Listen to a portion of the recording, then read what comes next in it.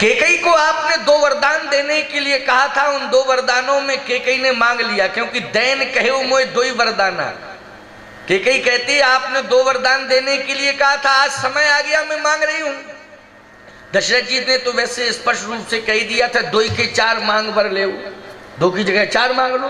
कैकेयी जी ने कहा ना मुझे 3 चाहिए, ना 1 चाहिए और ना 4 चाहिए, मुझे चाहिए 2। और महाराज ये 2 बहुत भारी पड़ेंगे, पहले सुन तो लो, 2 ही नहीं पचा पाओगे, इसमें ही हार्ट अटैक हो जाएगा कि नहीं हार्ट अटैक। कैकेयी कहती है कभी भी पति को पत्नी के सामने ओवर बात नहीं करना चाहिए। हाँ, कभी नहीं कर। आजकल यही तो समस्या है, महंगाई भी बढ़ रही है और तुम्हारा आर्थिक फाउंडेशन भी खराब हो रहा है। वो तुम अपने आप कर रहे हो। तुमने इतने ज्यादा खर्चे अपने बढ़ा दिए। अरे आवश्यकता की पूर्ति करना तो ठीक है, उचित है, लेकिन अनावश्यकताओं से निवृत्ति रखनी चाहिए। लेकिन अनावश्यक पूर्ति करने में लगे हुए हो। बोलो आर्थिक क्षति होगी कि नहीं होगी? तुम कहते हो महंगाई बढ़ रही, महंगाई बढ़ रही। अरे महंगाई तो बढ़ ही रही है, लेकिन तुम्हारे अनावश्यक खर्च बढ़ रहे हैं, ये क्यों नहीं कहते? अनावश्यकताओं पर नियंत्रण करो। आवश्यकता की पूर्ति करना ये धर्म है, लेकिन अनावश्यकताओं से निवृत्ति रखना भी धर्म है। ये भी परम धर्म है, निवृत्ति रखो इस। आज दैन कहो मोई 2 वरदाना। दशरथ जी ने कहा 2 के 4 मांग बर ले। कैकेयी जी ने कहा नहीं नहीं, ये गलत बात, 2 ही चाहिए। पहले तो 2 की पूर्ति नहीं कर पाओगे, और वास्तव में जब दूसरा मांगा तो महाराज बेहोश होके गिर पड़े, बर्दाश्त नहीं कर पाए, बेहोश होके महाराज गिर पड़े। भगवान शंकर ने उठा के संभाला और कहा क्या चाहते हो? कहे महाराज मैं यही चाहता हूं, बचन मोर तज रही ग्रही परिहरशील सने। राम जी मेरी बात न माने, अयोध्या में रह जाएं। कैसे लोक परलोक खराब होगा? दशरथ जी ने कहा लोक परलोक की मुझे चिंता ही नहीं, मैंने लोक परलोक दांव पे लगा दिया। अजस हो ये जग सुजस नसाऊ, नरक परों बर सुरपुर जाओ। सब दुख दुसै सहावो ही, लोचन ओट राम जन हो। लोक परलोक दोनों बिगड़ जाए, लेकिन राम मेरी आंखों से ओझल ना हो।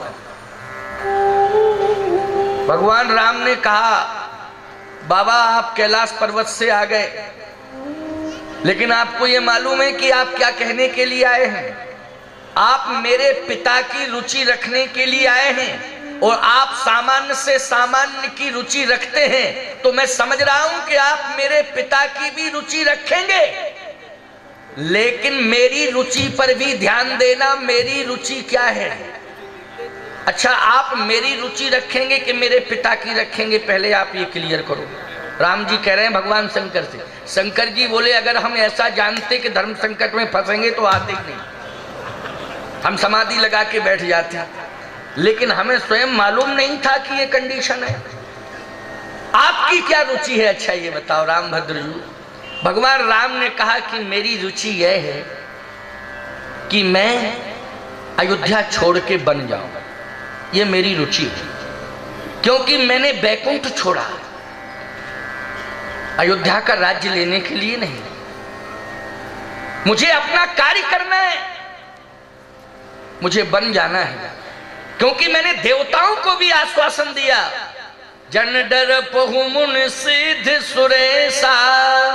सिद्धों को, मुनियों को, महात्माओं को, देवताओं को, सबको आश्वासन दिया, जन डर पहु मुन सिद्ध सुरेशा, और तुम ही लाग धरि हो नर वेशा। आपकी उपस्थिति में, आपके नेतृत्व में देवता मुनि सब मिलने गए थे उनसे।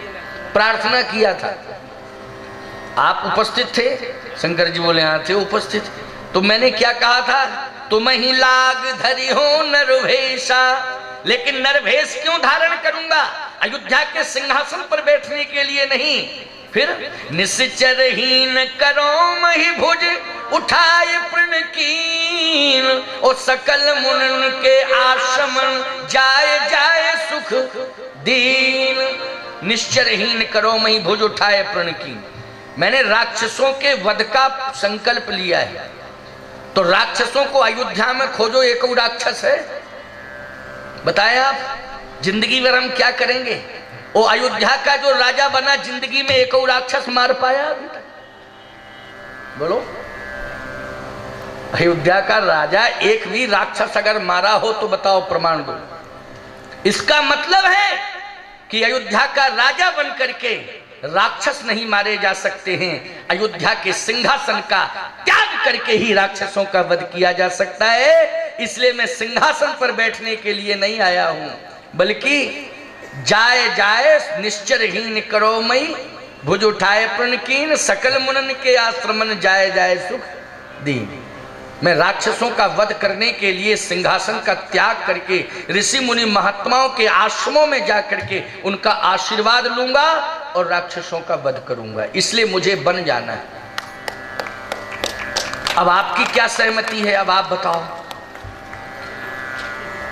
शंकर जी ने कहा कि हमारी सहमति तो आपकी सहमति में हमारी सहमति है। तो फिर आप यहाँ आए हैं तो अब आप ऐसा करिए कि मेरे पिताजी की मति पलट लें। अब आप ये काम करिए, मेरे पिताजी की मति पलटिए। मेरे पिताजी जो आज ये मन बना चुके हैं कि बचन मोर तज रहे ग्रही परिहरशील, सने राम मेरा अयोध्या छोड़ के ना जाए।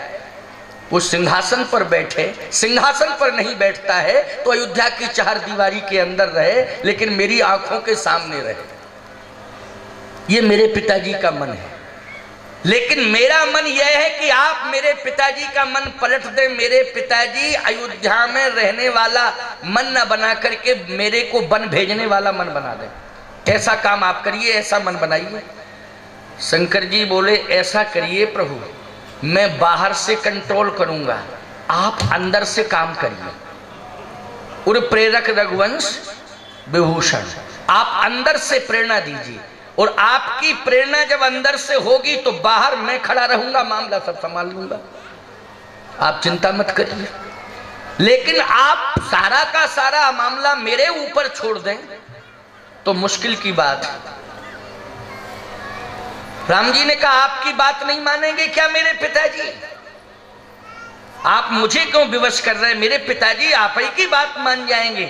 शंकर जी बोले जब से मेरी पत्नी सती ने मेरी बात नहीं मानी तब से मेरा थोड़ा सा माहौल गड़बड़ हो गया। तो भाई सती को समझाया था कि नहीं समझाया था, लेकिन वो मानी नहीं। तब मैंने यही कहा था, हुई है वही जो राम रुचि राखा। अब तो भगवान राम की जो इच्छा होगी वही होगा। तो इसमें भी आपकी जो इच्छा होगी वही होगा, लेकिन अंदर से आप काम करें, बाहर से मैं करूंगा। अंदर से तो आपको यह कार्य करना ही होगा। और आपके पिताजी मन बदल दें तो ये आपको अंदर से प्रेरणा देनी हो। भगवान श्री राम की लीला देखो, भगवान पितृ धर्म का कैसे पालन करते हैं, पितृ आज्ञा कैसे सिद्ध होती है कि भगवान राम ने पालन की है। बस एक चौपाई से समाधान। भगवान शंकर ने कहा आप बताएं आप क्या चाह रहे हैं?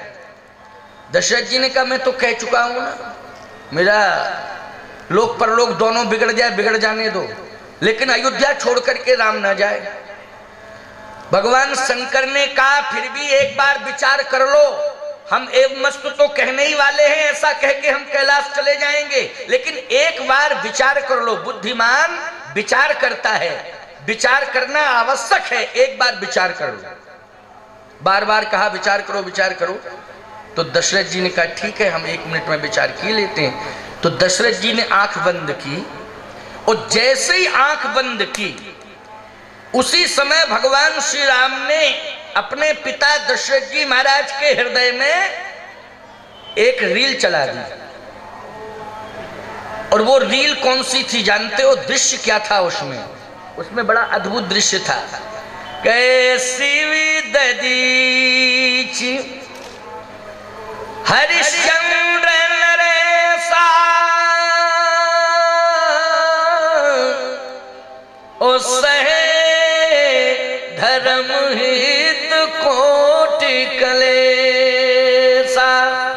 शिवी ददीच, महाराज शिवी, फिर ददीच, हरिश्चंद्र, ये सब आंख बंद किए, हम अंदर रील चल रही है और वो चित्र आ रहे हैं और देख रहे हैं। महाराज अभी महाराज ने इतिहास पढ़ा था, देखा नहीं था, केवल पढ़ा था, लेकिन आज देख रहे हैं। और दिखाने वाले कौन हैं? कौन है दिखाने वाले? भगवान राम। थोड़ा दूर भगवान राम। शिवी ददीच हरिश्चंद्र। आप जानते हो ददीच जी ने अस्थिदान कर दिया।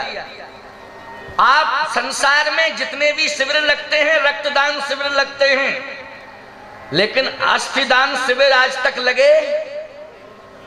बोलो लगे हो तो बताइए।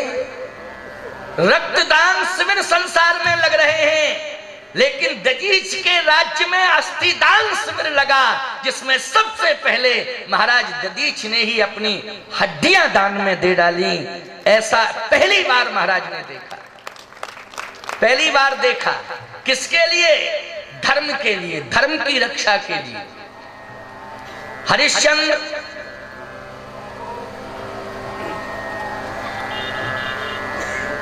हरिश्चंद्र 12:30 बज गया, एक और अभिनय होना है अभी। क्यों? हाँ तो वो तैयारी करो, करो जल्दी। तैयार हो? बच्चे तैयार हैं? बच्चे तैयार हैं ना? तो बुला लो।